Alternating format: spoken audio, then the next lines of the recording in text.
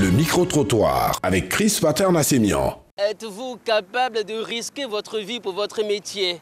Et c'est la question de ce micro-trottoir. Oui, bien sûr, si c'est pour sauver des vies, pour venir en aide à des personnes, je suis prête à risquer ma vie. Normalement, mon travail, c'est d'aller sauver des gens. Si je dois apporter assistance à des personnes qui sont dans des zones vraiment reculées, mais ils sont en danger, il faut aller leur apporter assistance. Pourquoi refuser? Nous travaillons pour vivre. Nous ne vivons pas pour travailler, mais nous travaillons pour vivre. C'est un moyen d'existence. Okay? Et donc, le trésor le plus précieux, c'est la vie. Il y a un grand sage qui a dit « Une seconde de vie est plus importante que la vie qu'a menée le plus grand roi au monde. » Bon, dans tout métier, il y a des risques. Il y a des risques liés d'abord au transport, parce qu'il faut aller au travail chaque matin. Et donc, vous êtes exposé, puisqu'il peut y avoir des accidents. On peut mourir pour le métier. C'est une passion.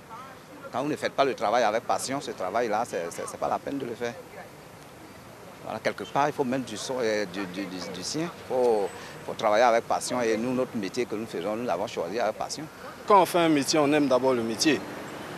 On aime ce métier. Donc si on aime ce métier, on est prêt à prendre des risques pour ce métier. Je prends l'exemple d'un militaire. Le militaire sait qu'il est appelé à servir son pays. Donc il est prêt, il est appelé aussi à perdre sa vie.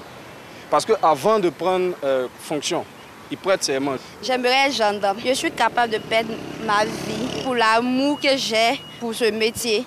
Moi, je pense que oui, c'est possible. Vous savez, quand on aime quelque chose, on le fait avec son corps, son âme, quoi. On y met vraiment tout son être. Du coup, il y a certains risques qu'on minimise. Vous savez, quand vous aimez quelque chose, quand on vous dit, écoutez, allez mollo, c'est pas bien et tout ça, vous écoutez pas. Tout ce que vous savez, c'est que vous aimez cette chose. Et cela peut vous conduire à prendre des risques parfois inconsidérés. De toute façon, vivre, c'est déjà un risque.